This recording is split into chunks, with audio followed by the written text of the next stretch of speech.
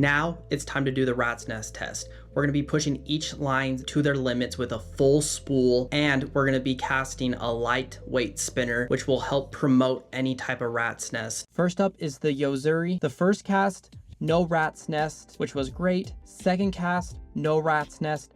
Third cast, no rat's nest. Fourth cast, no rat's nest. And for the fifth and final cast, there were no rat's nest. The line was a little loose around the spool, which I expected. And with the Yozuri not rat nesting, I would have to give this a solid A-. The Berkeley Vanish is the one I'm most nervous about. So after the first cast, unfortunately, a small rat's nest formed. The second cast, the rat's nest went away, but the line was coiling and was loose on the reel. The third cast, no rat's nest. It kind of evened it out. But on the fourth cast, unfortunately, there was a big rat's nest and the line was coiling up. And then on the fifth and final cast, another rat's nest, and the fluorocarbon line was definitely not happy with the test. So I would have to give it a D-.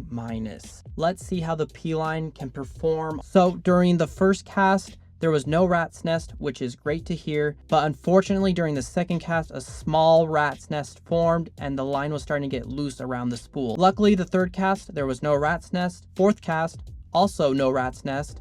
And for the fifth and final cast, luckily there was no rat's nest, but the line was loose around the spool. So if I had to rate this, I would definitely give it a solid C. It's staying average, but it's doing a good job while doing it. The Sunline, I have high hopes for. It performed very well during our casting test. So the first cast, there were no rat's nest, straight line lay, and very smooth. Second cast, no rat's nest. Third cast, no rat's nest.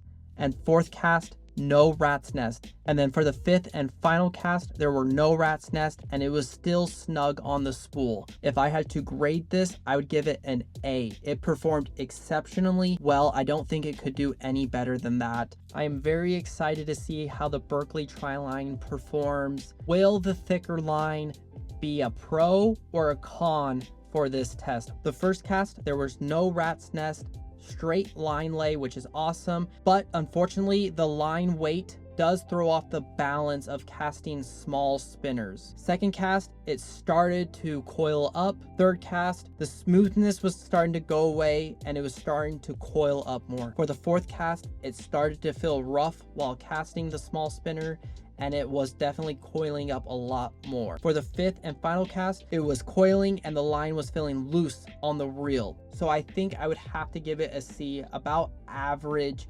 It could have been a lot worse and it could have been a lot better.